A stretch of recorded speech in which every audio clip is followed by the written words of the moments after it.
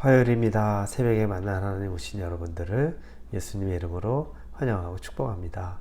기도하겠습니다. 좋으신 하나님, 지난밤에 우리를 잘 쉬게 하시고 또 이 좋은 날을, 새로운 날을 맞이하게 하시니 감사합니다. 하나님의 은혜 없이는 살 수 없고 하나님의 은혜를 받은 사람은 또 하나님의 자녀답게 살아야 한다는 것을 압니다.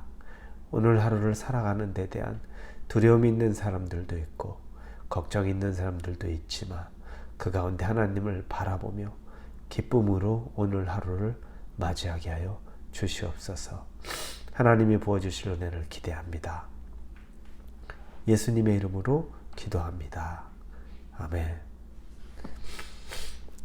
오늘 우리에게 주시는 말씀은 사도행전 4장입니다. 사도행전 4장 5절부터 12절까지의 말씀 같이 보겠습니다. 사도행전 4장 5절에서 12절입니다. 찾으셨으면 우리 5절부터 같이 읽겠습니다.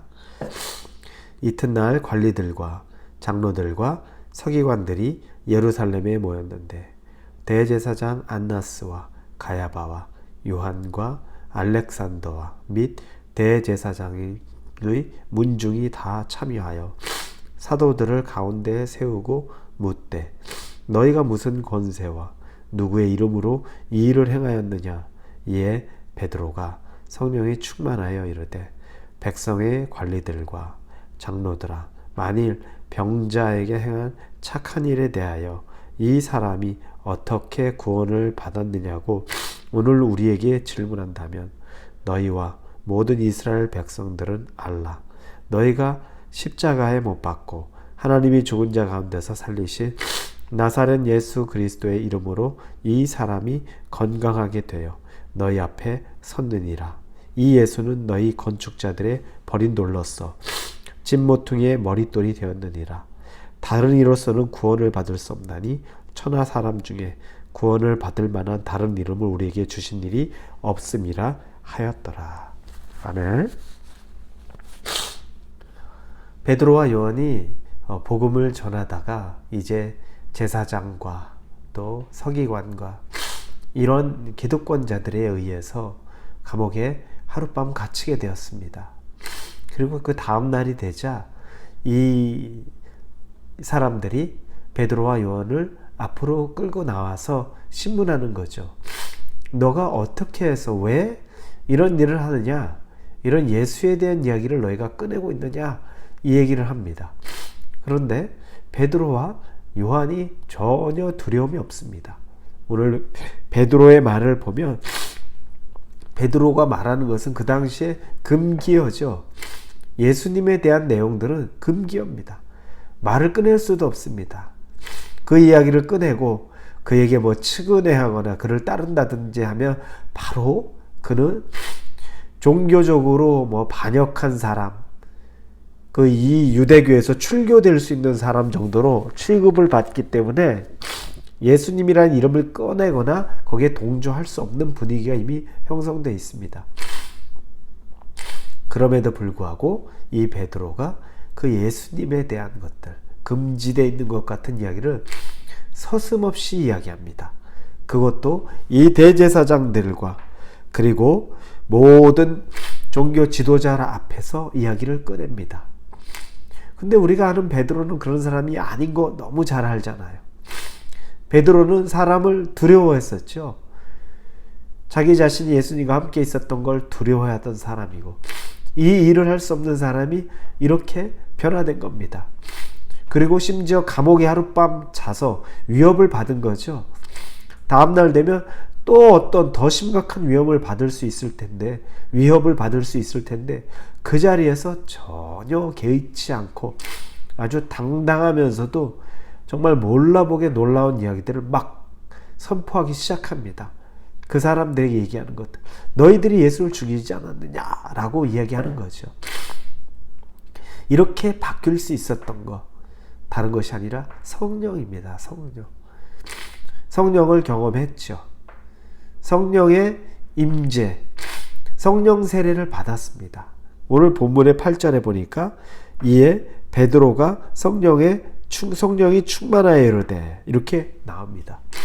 네가 무슨 권세로 이와 같은 일들을, 이와 같은 이야기들을 사람들에게 하고 있느냐라고 이 대제사장이 그를 신문하는데, 베드로가 대답할 때 그냥 대답하는 것이 아니라 성령이 충만하였다고 나옵니다.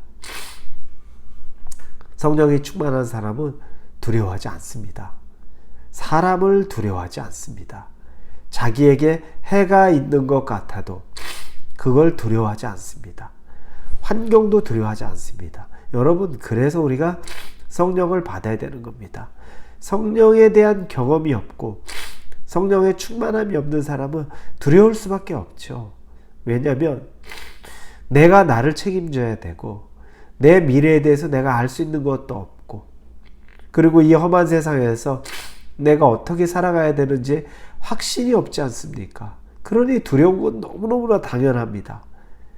그러니 이 두려운 상황 가운데 놓여 있어야 되는데, 그럼에도 불구하고 베드로는, 요한은 절대 두려워하지 않는 것이 성령에 충만하기 때문에 그렇습니다. 우리의 삶에 우리를 위협하는 것은, 여러분, 내가 하나님과 동행하느냐, 성령과 함께하느냐, 그게 문제가 되는 것뿐이지, 환경이 어려워서 우리가 넘어지는 것은 사실은 아닙니다. 반면에 성령에 충만하지 않은 사람들, 성령을 모르는 사람들, 하나님과 함께하지 않는 사람들은 두려워요. 우리가 본문에 읽지는 않았지만 뒤에 21절에 보면 관리들이 백성들 때문에 그들을 어떻게 처벌할지 방법을 찾지 못하고 다시 위협하여 놓아주었으니 이런 모든 사람이 그된 일을 보고 하나님께 영광을 돌림이라. 담대했던 그들과 반대로 관리들, 종교 지도자들은 백성들의 눈치를 봐요. 혹시 이게 잘못돼서 백성들이 또 이게 밀라를 일으키는 건 아닌가? 자기들에게 난처한 일을 만드는 건 아닌가? 이런 염려가 들어옵니다. 거꾸로죠. 베드로는 아무것도 두려워하지 않아요. 그런데 오히려 이 지도자들은 두려움이 있는 거예요. 그러니 성령이 있는 사람과 성령이 없는 사람의 차이가 분명하고 선명하는 겁니다. 성령이 없는 사람들은 별것도 아닌 것에 다 두려워해요. 염려가 가득해요. 반면에 성령이 충만한 사람은 어떤 두려울 만한 현실적인 환경이 와도 두려워하지 않아요. 걱정하지 않아요. 왜냐하면 하나님이 함께하고 계시기 때문을 알고 있기 때문입니다. 사랑하는 우리 성도 여러분, 제가 지난 주일에도 성령에 대해서 이야기하고 오늘도 성령에 대해서 이야기합니다. 사도행전은 성령에 대한 이야기로 가득 차 있습니다. 왜 이 이야기를 계속 반복해서 할까요? 그 시대에는 성령이 있어야만 살아갈 수 있고 요즘 시대에는 성령이 없어도 살아갈 수 있는 시대입니까? 아니에요. 그 시대에도 성령이 있어야 살아가는 거고 요즘 시대에도 성령이 있어야만 살아가는 시대입니다. 그래야 우리가 이 시대를 넉넉히 이겨갈 수 있다는 겁니다. 여러분, 성령에 충만해야 될 이유가 분명합니다. 누구 앞에, 상황 앞에 늘 여러분의 마음이 움츠러들었습니까? 걱정으로 가득했습니까? 성령 충만함이 있어야 합니다. 그 성령 충만을 구하실 수 있기를 예수님의 이름으로 축원합니다. 같이 기도하겠습니다. 성령의 충만함을 구합니다. 우리가 성령 없이 살 수 없습니다. 내 노력으로만 살 수 없고 애쓰고 걱정하는 것만으로도 살 수 없습니다. 영이신 하나님이 내 안에 오셔서 나를 충만하여 주옵소서. 강하고 담대하게 하여 주옵소서. 예수님의 이름으로 기도합니다. 아멘.